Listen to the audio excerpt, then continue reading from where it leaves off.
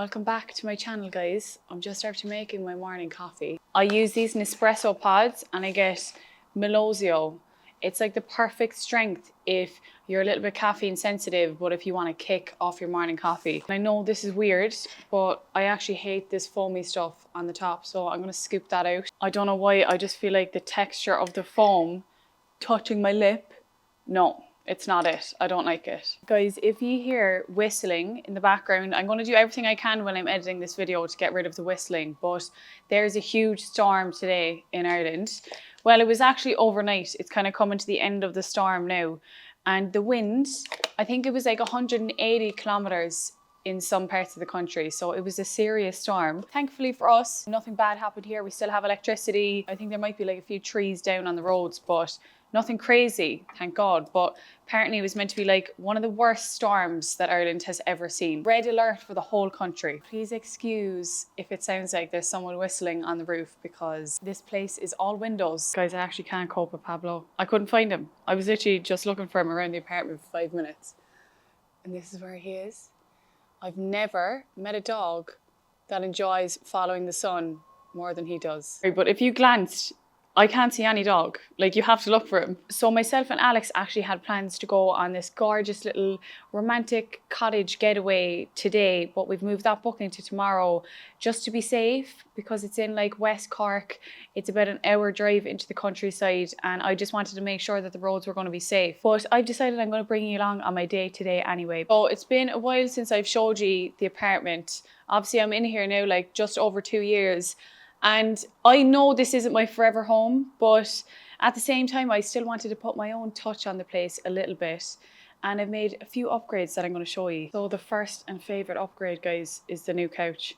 I wanted this couch for 2 years before I actually decided, you know what, I'm going to get it. And I have no regrets. I'm absolutely obsessed with it. Pablo just adores it because it makes him closer to the sun. I think it's a good size for him, Al. What do you think? I think he loves it there.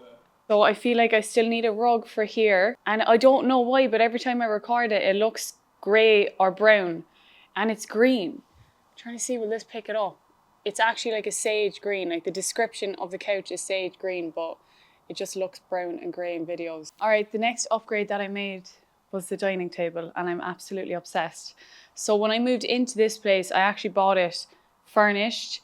And I think that's what made it so much harder to actually change the furniture because it was convenient, it was already there. But I hated that dining table. I'm going to show you before and after on the screen and you're going to see why I hated it. It just didn't match anything. So I got this new dining table and chairs. Still on the fence about getting more chairs. Obviously, it's just me and Alex here now. So I'm like, do I need 6 chairs? You can get 6, but I think 4 works for us. We don't like have many people over here all the time anyway. And I feel like the couch probably makes up for it. So we have the 4. If you think I need 6, let me know. Does it look bare? I don't know. But anyway, I'm really happy with how this is looking. I feel like it really separates out the space because it's obviously just one big living space. And I wanted it to feel like separate rooms without actually having to put separations. So we kept this massive vase. I actually have no words for that piece of furniture. I don't know why, but I actually love it. And I feel like it kind of works. It's kind of like a metallic vibe. I think it still works, but like, what is that? Actually a really small plant. We just like wedged it in here. And I think it works. Like, I don't want to get rid of this thing. So anytime we go to plug like our things in over here, sometimes this happens. And we all just do like, And this is how the kitchen is currently looking. I'm going to put in a little before and after on the screen of the kitchen now. We actually only ended up like painting the kitchen that was here and I got tiles on the splashback or backsplash. I never know what the word is. And apparently one of them is a term that you describe in the toilet. So which one is it? That is a splashback. Backsplash is where the water splashes you back. No! I'm sure I've said that in furniture shops before, like. Can I get the backsplash? If I'm honest, I still am not gone on the floor in the kitchen.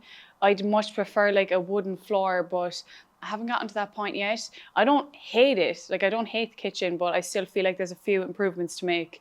But again, in the back of my head, I'm like, this isn't my forever home. So I'm kind of doing things slowly and gradually, but I think it's looking a lot better than what it was when I first moved in. Stop judging us, Pablo. Okay, we just made it to the gym, guys. making my creatine. No scoop of pre-workout today because I had a coffee and I'm still rattling from that. Oh, she's a fresh tub. Plan for today's session is a glute focused lower body workout. Now, obviously I've been restricted over the last few weeks because I can't hold anything heavy, but I did do a really good glute focused workout last week. So I'm going to repeat that workout today for YouTube and bring you along on it because I was sore. So I'm having 5 grams of creatine in my intra-workout shake, and I have that on every training day. I can't believe I've been training for this long and this is my first pair of lifting shoes. I'm absolutely obsessed with them. They have like a really hard sole and a really flat sole, so they're perfect for leg days. Okay, as I mentioned, we're doing lower body today, but it's more glute and hamstring focused. I'm just about recovered from this session when I did it last week. So we're gonna go again. Like, the pain has just left. Let's re-inflict the pain. So I'm starting off with the glute drive. You could also start off with a barbell hip thrust. I just don't want to be lifting any heavy weights on and off the bar, so this is much easier for me to load. Advice for this, guys, load up your glute drive and your hip thrust. Don't be afraid to go as heavy as you can with good form, of course, because that's where the glute growth comes. You know, don't be afraid to load these ones up. Another bit of advice for this one, make sure you're comfortable. This honestly isn't thick enough to make it comfortable on my hips, so I usually sometimes actually put my hoodie across my hips, or else I use this little mat. I like double over the mat and put it on my hips, because the last thing I want to be thinking about when I'm doing a glute drive is like my hip bones being sore. I want to be focusing on my glutes. And last tip for the glute drive, slow, steady and controlled reps the whole way through.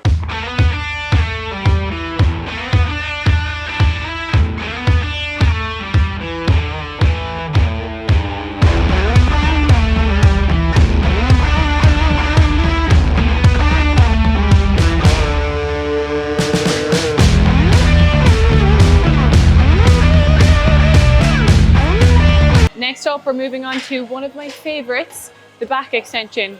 A lot of people complain that they can't feel this in their glutes, so I have a few tips for you. Tip number 1, slight bend in the knee is going to stretch the glute. You're going to feel it automatically in your glutes when you bend your knee ever so slightly. Point your toes slightly outwards on this. Also, guys, this movement, even without any weights, is quite difficult. So don't feel bad if you're just using body weight to start off with. I didn't add any weights to this for the first few weeks of doing it.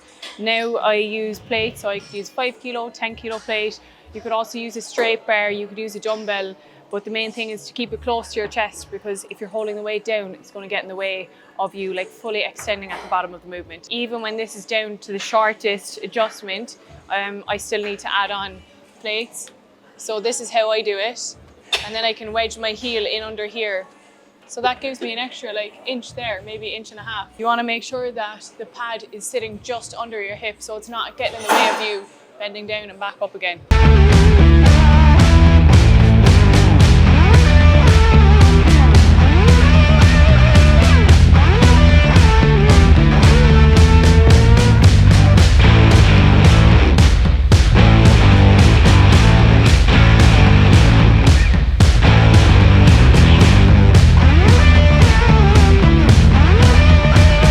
Okay, next up we're going on to a kneeling leg curl. This machine humbles me so much. I actually don't even want to say how much weight I can lift on this machine because it's pathetic. It's actually pathetic. I much prefer the lying leg curl.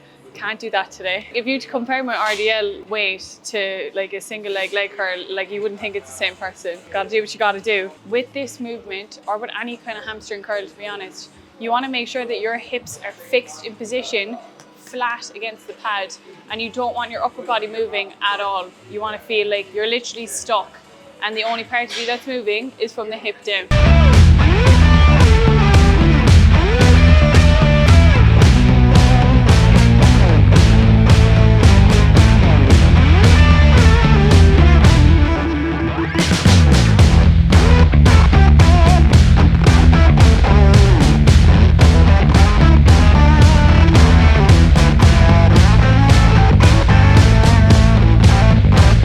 Of random things in this gym bag. Okay, so we have a pair of shoes, we have my jumper, that's pretty normal, creatine, cotton pads. This is when it starts getting random.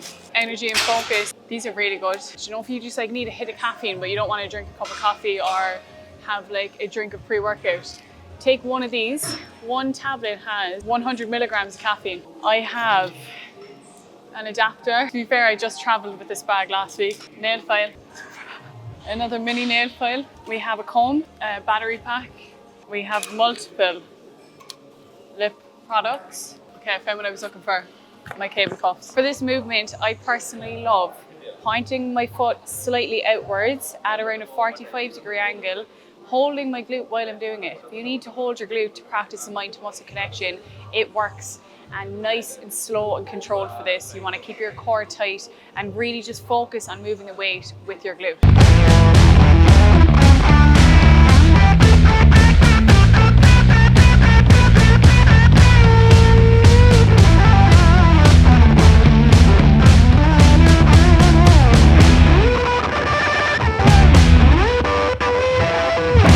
Next movement we're going on to is a Smith machine squat. Personally love Smith squats. If you're someone that's new to the gym and if you're not too comfortable doing barbell squats yet, then this is a great alternative. Another tip for these ones, if you want to make them more glute focused, again, slightly wider stance, slight point outwards in the toe, in just one of the toe. Did I say spread? Spread your toes. Did I say spread outwards in the toe? No. Or did I say point? Okay. Hang on, I'm laughing now. You want your toes to be pointed slightly outwards, and you really want to focus on sitting back into the squat. The more you lean forward on this, the more of a stretch you're going to get in your glutes, and that's exactly what we need for the glute growth.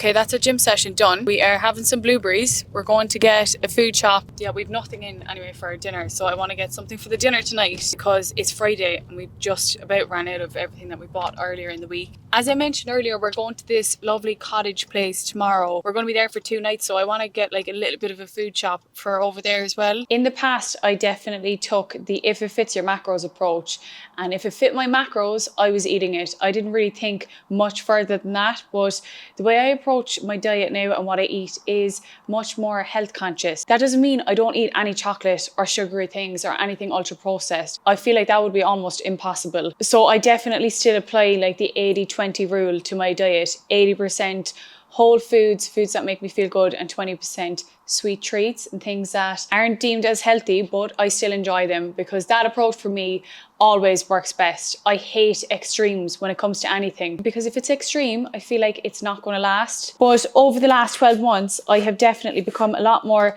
health conscious and prioritizing my gut health a lot more as well, because your gut and your immune system are so tightly linked. And I feel like when I started in the fitness industry, I just didn't know this information. So I was working with what I had at the time, whereas now I've been reading a lot more, I've been educating myself, and it definitely has impacted how I eat in a really positive way. Making simple swaps from regular kind of packaged bread to having fresh sourdough bread was one thing that I've done over the last few months. I've introduced a lot more gut-friendly foods, and to be honest guys, gut-friendly foods don't always taste the best, so I've definitely gotten creative with how I've introduced them to make them as tasty as I can without adding loads of sugar to them. I have also been eating a lot more fruit and vegetables over the last few months, and it's just funny because growing up, you know, our parents used to say, eat your fruit and vegetables. And then I think when you get freedom in your teenage years, sometimes we just like forget that these are the things we're actually meant to be eating. And the more I learned and the more I educated myself, it just kind of brought me back to the basics of eating like an adult, introducing more fruit and veg again, even the ones that I didn't necessarily like when I was a teenager. Like, our palates change over time, and there are a lot of fruit and veg that I didn't like before that I actually really enjoy now. So I would say there's a lot more volume in my meals. Even if the calories are pretty similar, there's much more volume on my plate, which is great because there's more fiber and I feel fuller for longer when I have more vegetables on my plate. When I started my fitness journey, it was very much about how I looked and like what I could fit in my macros, whereas now I feel like a lot of it is more internal, and this is probably just part of growing up. You know, you kind of realize what's actually important. And one of the most important things to me at the moment is my health and my longevity, my mental health. and how good I feel on a day-to-day basis. And your food impacts that so much. So that's why I've made some little swaps to my diet. As I mentioned, there wasn't any like major changes in my diet. It was more of like a mindset shift, I would say, to like being more mindful of what I consume, because it will directly impact my digestion, my skin, my mental health, my recovery, my gym sessions, inflammation. I've definitely learned that it's not all about just hitting your macros. There is so much more to it if you want to truly feel good, like from the inside out.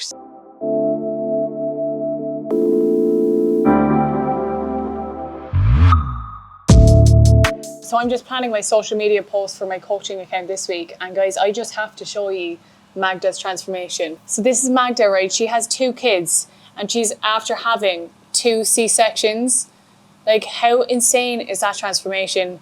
And Magda had told me when she signed up that she had tried loads of different plans over the years and that she was able to stick to it for a few weeks, but always like fell off and kind of fell back to old habits afterwards. So I asked her what was different this time, like what made the difference this time, and this is what her response was. I found the gym scary at first, but having a list of what to do stepping in the door made it so much easier. I didn't feel awkward standing around deciding what machine to use next, and I think it made the whole experience much more enjoyable.